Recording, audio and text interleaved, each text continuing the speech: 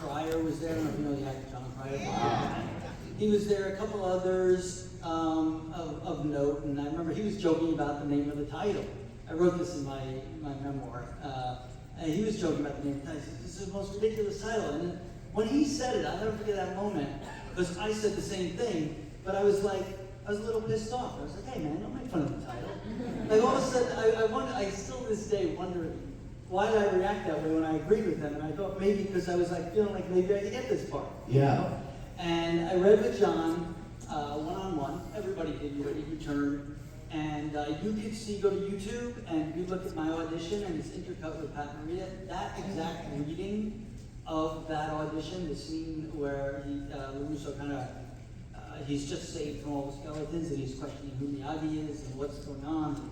Can you teach me JCPenney 398 for the house wear, all that stuff. That was that scene. You could see that actual video of the moment of the reading on YouTube now, and that's what's so cool. And he said at the end of it, he said, "I don't know, I can't guarantee anything, but if I were you, I'd start taking some karate lessons," which rarely ever happens to you. So I was like, I was feeling pretty good.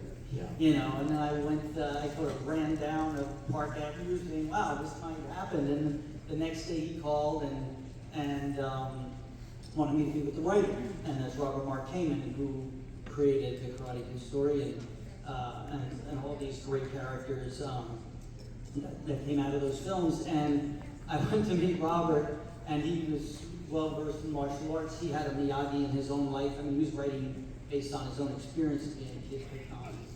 And he showed me a few moves and felt that I was just, he called me a string bean of a kid who had absolutely massively limited athletic prowess. So he's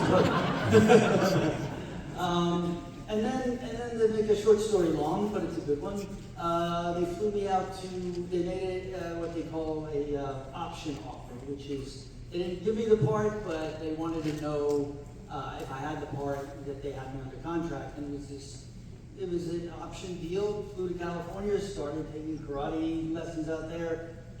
John Avildsen wanted me to be great on the BMX bike, which I wasn't. And if you see the movie, I'm still not.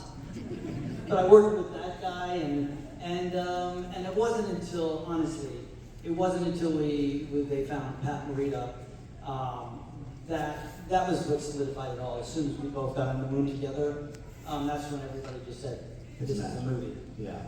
Amazing. I don't want to take up any of your time with my questions. I want to get to the fan questions. So why don't we start on this side over here with our 9-year-old fan. Hi, I have two questions. The first one is, how did it feel like coming back after 30 years from Karate Kid to Cobra Kai? That's a great question. How did it feel? I felt sore.